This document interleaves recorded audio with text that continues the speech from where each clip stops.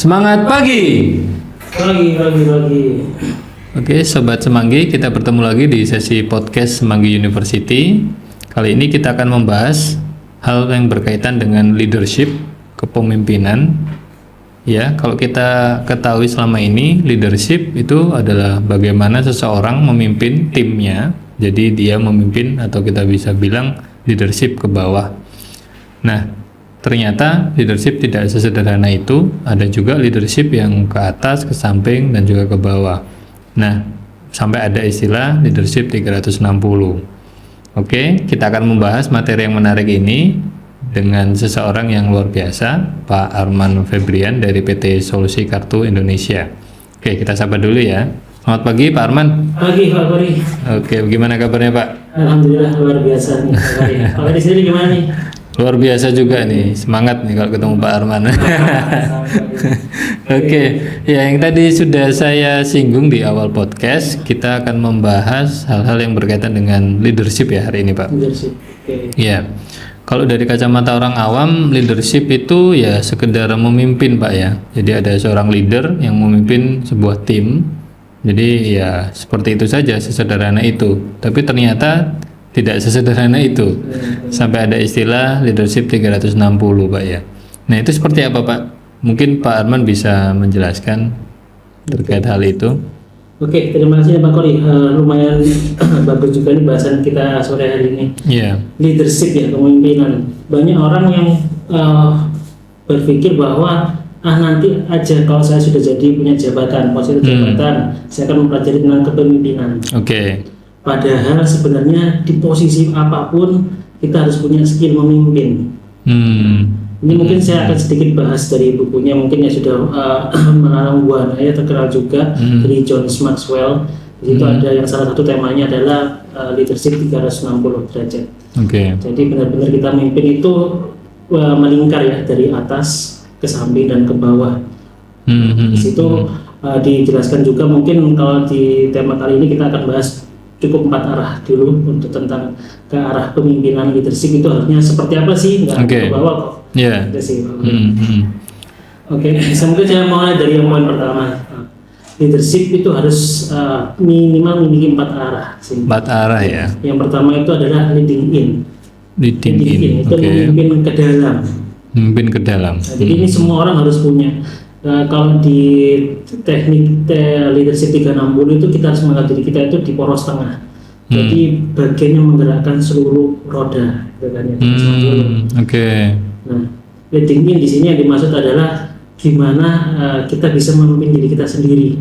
Oke. Ada 3 poin di situ. Yang pertama kita harus punya arah, tujuan atau goal. Oke. Siapapun itu mau punya posisi atau jabatan tetap harus punya arah, ya kan, tujuan atau goal. Ini mau seperti apa nih, misalnya kalau pemimpin yang atasan mau dibawa kemana di perusahaan. Kalau kita di divisi ya mau divisi ini mau seperti apa nih mencapai tujuannya. Di masing-masing staff pun juga punya cara sendiri, punya tujuan dan goal masing-masing untuk menyelesaikan pekerjaannya. Oke, yang kedua di sini di leading in, seorang pemimpin tuh harus punya ketenangan. Ketenangan ya. Karena sangat bahaya sekali ketika pemimpin tidak punya istilahnya menguasai tentang skill ketenangan ya. Keputusan yang diambil akan terasa gerusa-gerusu ya kan, nanti saya impactnya jangka panjang karena dia seorang pemimpin yang akan mengambil keputusan yang biasanya impactnya akan terasa di jangka panjang. Kayak yang terakhir terkait leading in, memimpin ke dalam adalah kita sebagai manusia tidak mungkin menyandarkan segala sesuatunya itu ke diri kita sendiri maupun orang lain. Oke. Karena sama aja kita maupun orang itu sama-sama manusia. Manusia itu sandaran yang nyaman, tapi bukan sandaran yang aman. Kita harus mencari sandaran yang aman, yaitu salah satunya itu Sang Pencipta. Masing-masing orang punya keinginan masing-masing, yaitu jadi sandaran yang paling kukuh adalah Sang Pencipta. Jadi ketika pemimpin menghadapi sebuah krisis, ya kan, menghadapi dengan ketenangan, ya kan, dia juga bisa misalnya tenang berpikir jadi solusi, yaitu salah satunya juga bisa misalnya kita mensandarkan semuanya itu ke Sang Pencipta. Itu masih di poin pertama terkait leading in gitu. Poin pertama aja udah menarik nih Pak, leading in ya. Jadi memang setiap orang ini pemimpin sebenarnya Pak ya. Terutama bagi dirinya sendiri, betul ya. Jadi kadang pengertian pemimpin itu ya itu tadi seperti orang awam yang tadi saya singgung di awal, ya ada seorang leader memimpin suatu tim.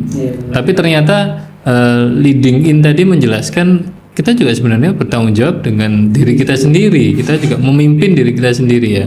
Jadi kayak tadi disampaikan harus punya goal yang jelas. Ini saya sependapat sekali karena setiap manusia kalau nggak ada goal ya ini repot juga ya, mau kemana nih, saya mau ngapain juga nggak ngerti ya, gitu ya. Oke, menarik banget Pak. Oke, mungkin selanjutnya Pak Arman. Oke, yang kedua di sini dari mata tadi, yang kedua selanjutnya leading up. Leading up, oke, ke atas ya. Kan akan menanyakan nih, kok bisa? Iya, kok bisa ya? Atasan, masa bos kita suruh? Gitu. Iya. Mungkin sedikit jadi pertanyaan. Iya. Di sini dibahas gimana sih maksudnya leading up. Jadi ada 3 poin juga yang bersumber dari bahwa semuanya itu bisa dengan cara memberikan nasihat atau masukan ya kepada atasan, yang akhirnya atasan tersebut mengambil keputusan yang berdampak kepada keseluruhan progres di perusahaan tersebut. Memberikan masukan ya. Oke. Nah, gimana sih kita bisa ngasih nasihat dan masukan yang bisa mempengaruhi istilahnya leader kita? Itu harus ada minimal juga 3 poin nih di leading up. Oke. Yang pertama kita harus memiliki integritas. Oke, integritas ya. Jadi usulan yang kita pikirkan dan kita sampaikan melalui lisan kepada atasan kita itu harus benar-benar berimpact bahwa itu diambil untuk kebaikan perusahaan secara keseluruhan, bukan untuk diri kita sendiri, bukan kepentingan sendiri. Sendiri. Itu yang pertama dengan integritas, bahwa usulanmu memang tujuannya untuk kebaikan perusahaan masa ke depan. Betul. Terus yang kedua di sini adalah yang disampaikan itu harus ada minimal dasar dan pertimbangan. Oke. Jadi harusnya menyampaikan dasarnya apa sih? Maksud dasar ketika kita memberi usulan kepada atasan harus ada dasarnya, data. Kita tunjukkan data. Dan ada pertimbangannya, Pak, kalau kita ngambil opsi ini ada plusnya minusnya ini, kalau opsi B plus minusnya ini. Gitu. Kan intinya jangan sampai kita jadi seorang staff atau pimpinan terus menyampaikan kepimpinannya lagi itu dengan sebuah nggak ada solusi sama sekali. Jadi saya menyampaikan bahwa nggak bisa Pak, harus gini, kalau nggak ya nggak jalan. Nah itu. Jadi kita memang harus benar-benar bisa memberikan solusi, ya kan. Jadi harus ada solusinya juga, opsi. Bukan sekedar solusinya cuma ini, tapi ada opsi lainnya juga. Solusi dan opsi itu harus diperlukan bagi kita untuk misalnya menggunakan leading up ini. Oke. Yang ketiga proaktif. Ini yang paling penting juga proaktif. Maksudnya proaktif di sini kita berani mengambil tanggung jawab. Ya kan? Mengambil tanggung jawab ketika misalnya kalau kita ngambil usulanmu, gimana nih kalau misalnya divisi lain belum siap. Nah, kita ambil tanggung jawab di situ. Saya akan support, saya akan coba peran untuk menambah kekosongan yang mungkin masih belum bisa rekrut dalam jangka pendek. Itu biar proyek ini jalan, biar perusahaan bisa ngejar ketinggalan, ya harus melakukan ini, tapi ya saya juga ikut tanggung jawab nih. Saya akan ngasih misalnya tim saya akan saya perbantukan atau saya sendiri akan membantu di divisi apa. Ya, selama tadi tidak melanggar tugas dan tanggung jawab sebenarnya. Jadi 3 poin itu, nasihat dan masukan harus ada unsur 3 poin tersebut biar diterima oleh atasan. Itu sih. Ini menarik banget Pak kalau yang di leading up ya, karena ini dengan tadi yang dijelaskan Pak Arman jadi terlihat jelas Pak bedanya antara masukan dengan yang hanya protes nih Pak. Kalau protes itu nggak ada dasarnya ya, karena didasari di latar belakangi oleh apa ya? Ya kepentingan diri sendiri atau kelompoknya gitu loh, yang tidak, misalkan kayak contoh ada satu keputusan misalkan manajemen yang tidak sesuai nih dengan dirinya atau kelompoknya, akhirnya dia protes. Nah, itu berarti benar-benar ya nggak ada manfaatnya. Beda dengan yang tadi masukan atau saran yang didasarkan dengan kayak tadi data, terus juga ya memang pertimbangannya matang dan memang tujuannya untuk kepentingan bersama gitu, bukan hanya personal atau kelompoknya sendiri. Ini menarik banget Pak, karena yang terjadi di lapangan justru lebih banyak ke arah protes nih Pak, yang tidak ada dasarnya. Ya oke, menarik banget Pak Arman. Ini bisa banget diterima ya terkait yang itu. Oke, selanjutnya Pak. Yang ketiga sekarang ya, Ini adalah memimpin ke samping atau leading across. Leading across, oke, ke samping ya. Ke samping. Contohnya seorang supervisor pasti punya dong ada supervisor di divisi lain. Ya. Ya, bahkan staff pun juga punya staff yang di divisi lain. Contohnya adalah memimpin ke samping. Ya, kita punya jabatan level yang sama, tapi gimana cara kita bisa memimpin ke rekan yang lain. Gitu. Ada 3 poin juga nih Pak Fahri di leading across secara level. Jadi yang pertama gimana sih kita bisa memimpin rekan kita? Yang pertama adalah kita harus pahami bahwa kebutuhan dasar manusia itu adalah memahami dan dipahami. Yeah. Ya, kita di sini diberi intinya 2 telinga dan 1 mulut, harus lebih banyak mendengar. Betul. Oke, kita harus lebih banyak dengar masukan nih. Yeah. Dengar masukan dari mereka, kita harus dengar dengan secara aktif dan tulus. Nah, karena solusi yang akan kita berikan itu akan harus didasarkan dengan apa yang mereka keluhkan. Kita akan memberikan solusi. Nah itu jadi yang harus dipahami teman-teman, kita harus mendengarkan mereka secara tulus. Yang pertama terhadap keluhan mereka. Karena setelah itu kita akan timbul namanya itu empati ketika memberikan solusi. Betul. Jadi contohnya sih misalnya ini apa sih Pak? Kira-kira contohnya di praktek pekerjaan sehari-hari ini, misalnya nih kalau di sosial Indonesia mungkin di manufaktur ya ada divisi produksi dan ada divisi sales, ada divisi keuangan juga. Misal di sisi sales, ada orderan nih yang harus segera selesai. Padahal sesuai ketentuan nggak bisa diselesaikan saat itu juga, karena sesuai ketentuan misalnya harusnya selesainya 1 minggu, tapi ini dibutuhkan besoknya. Ya, itu akhirnya kita harusnya menyampaikan nih. Misalnya kita sebagai mungkin divisi sales menyampaikan ke tim produksi, case-nya seperti apa. Nah di divisi sales juga mendengarkan nih, kenapa sih produksi nggak bisa menyelesaikan secepat itu. Misalnya produksi juga menyampaikan, karena mungkin kalau kita selesaikan saat itu juga bisa, tapi ada biaya yang membengkak misalnya, hiburan dan lain-lain. Ada juga mungkin kualitas yang nanti akhirnya nggak sempurna. Kita proaktif mendengarkan, kita kasih solusi. Jika itu kendalanya, itu yang akan saya sampaikan ke customer. Kita proaktif mendengarkan ya, jadi kita sampaikan ke customer bahwa itu intinya tanggung jawab kita sebagai sales menjelaskan bahwa Bu bisa selesai saat ini juga, tapi dengan syarat yaitu harus diterima dengan keadaan yang seperti ini. Itu sih.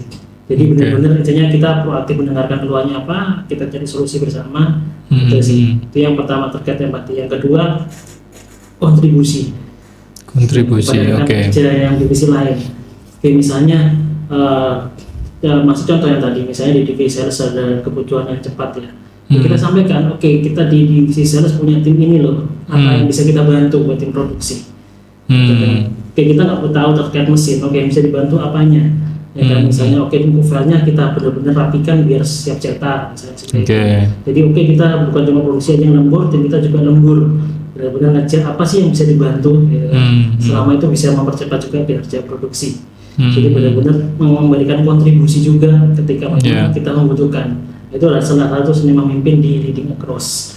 Yang terakhir poin ketiga yaitu memberikan penghargaan ya. Jadi biasanya pun kalau di SKI mungkin atau di perusahaan lain juga ketika akhir bulan atau awal bulan itu kan biasanya mereview pencapaian bulan kemarin, diinfokan ke rekan-rekan. Penjualan sekarang misalnya di cabang X sudah mencapai bahkan melampaui target. Dapat base ini ya, itu mungkin salah satu di cabang X bisa mewakili menyampaikan ke semuanya bahwa terima kasih atas kita bisa capai saat ini karena ada support besar dari teman-teman produksi yang bisa mengakomodir orderan kita. Kita meskipun banyak permintaan seperti ini aneh-aneh, tapi masih bisa mengakomodir, akhirnya kita bisa melampaui target. Jadi apresiasi, diberi penghargaan di depan karya juga. Nah, itu salah satunya, dan itu sudah membuktikan bahwa kita bisa nih mimpin sesama rekan lain. Itu terasa leadership-nya, itu kita sudah bisa mulai belajar dari leadership itu. 3 poin itu yang untuk leading across divisi. Leading across ya. Kalau mungkin yang saya lihat ini lebih ke arah bagaimana mengelola ego juga, Pak. Ego antara person satu ke person yang lain. Kayak tadi memang banyak hal yang ada istilah ditunggangi kepentingan tadi itu. Misalkan di tim produksi ya kita seperti ini kondisinya gitu loh. Tolong dimengerti dong. Kadang kayak gitu. Tapi di tim sales loh ini juga gimana? Dikejar deadline dan segala macam. Akhirnya nggak ketemu nih. Nah memang butuh saling pengertian, empati juga. Dan memang benar tadi yang disampaikan Pak Arman, kita mesti duduk bareng ya, duduk bareng kita coba cari kendala yang dihadapi masing-masing itu apa, terus kita cari jalan tengahnya. Memang ini butuh skill komunikasi juga Pak, karena kadang saat menyampaikan kendala terus juga cara menyampaikannya juga salah, yang diterima juga berbeda nanti akhirnya berujung berantem dan segala macam, akhirnya tidak ada solusi yang bisa diambil gitu loh Pak. Nah kadang ini yang terjadi di lapangan seperti itu Pak Arman. Oke, menarik banget sih, leading across ya, jadi antara rekan setim dan juga antar divisi kayak gitu Pak ya. Oke, yang terakhir Pak, selanjutnya. Yang terakhir ini perlu dijelaskan juga, dalam kali kan sudah umum nih, leading down. Kita memimpin ke bawah ya. Kita punya posisi dan jabatan ya kan. Sebenarnya sih mungkin rekan-rekan di sini sudah paham lah bagaimana cara memimpin karena sudah punya posisi dan jabatan. Ya, tapi mungkin sedikit saya jelaskan karena pada kenyataannya di lapangan masih sulit nih diterapkan, karena gimana sih biar dampaknya kita memimpin itu maksimal pada tim. Mungkin ya oke, teman-teman bisa mimpin, bisa perintahkan, arahkan ya kan, tapi mungkin kurang maksimal. Ada 3 poin juga nih di leading down, itu kita mimpin ke bawah. Yang pertama itu harus adanya trust, kepercayaan dari tim. Trust ya. Mungkin kita tahu nih, misalnya saya analogikan sebuah pohon untuk tumbuh tinggi, kuat, besar, butuh bertahun-tahun. Tapi untuk merobohkannya hanya sekejap aja. Dari gaji dan roboh itu namanya kepercayaan. Jadi nggak bisa dalam jangka pendek kita bangun kepercayaan kepada tim. Ini memang harus kita yang misalnya konsisten ya kan, butuh waktu. Nah, itu kita harus jaga kepercayaan, karena kalau tim sudah percaya dengan kita, saya yakin bisa sampai ke tahap maksimal untuk setuju banget ya. Yang kedua, keteladanan ya, memberikan contoh ya. Benar. Mungkin contoh kecil sih di rumah ya Pak Kori ya. Anggap aja nih ada anak kecil ya.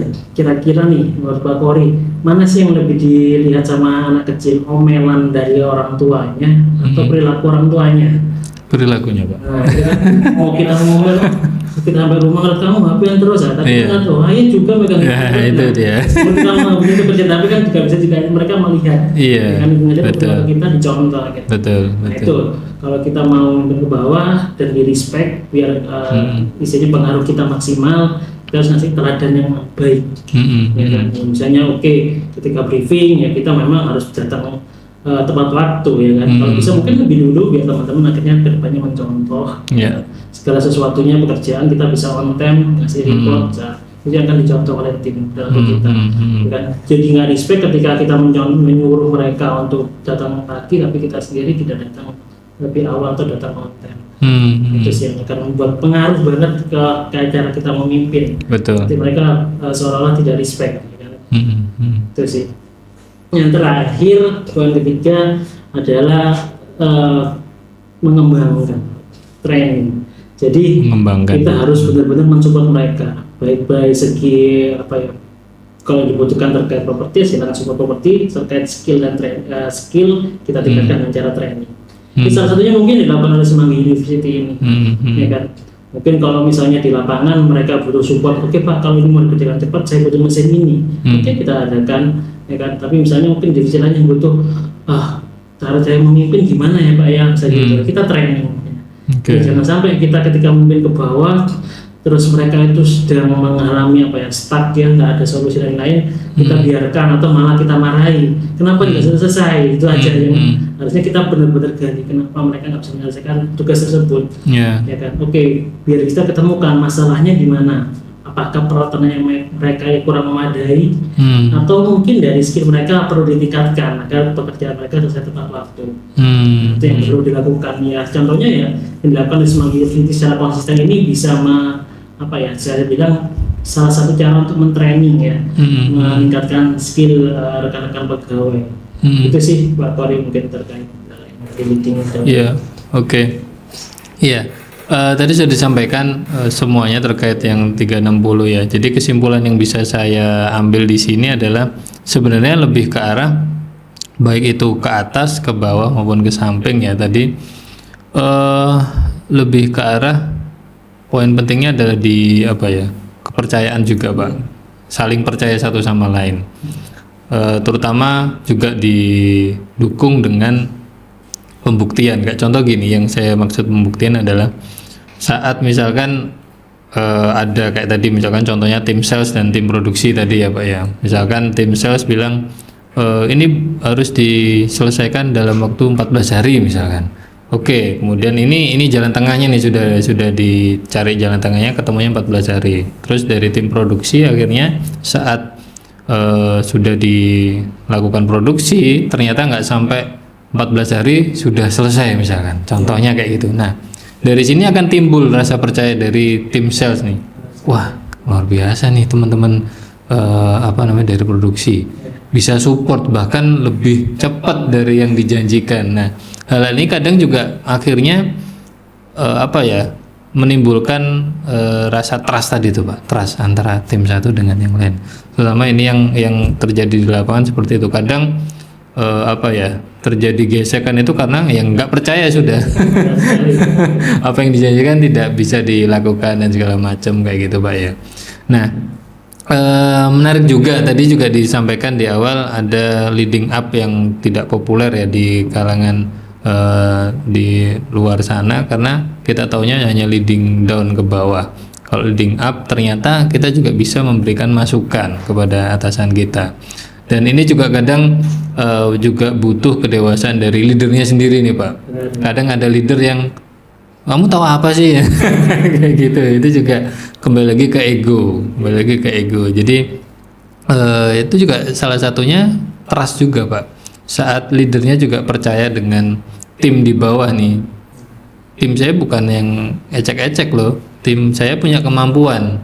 Dalam artian apa yang dia sampaikan juga pasti ada dasarnya. Kalau yang sudah dilatih kayak tadi Pak ya. Apa yang ini kita punya dasar, kita punya data. Jadi tidak hanya omong kosong, tidak hanya protes, tapi ada saran dan ada dasarnya. Itu juga memudahkan kinerja seorang leader juga Pak. Nah ini penting banget, sama-sama memahami posisi kita. Dan sekali lagi posisi kita semuanya leader ternyata.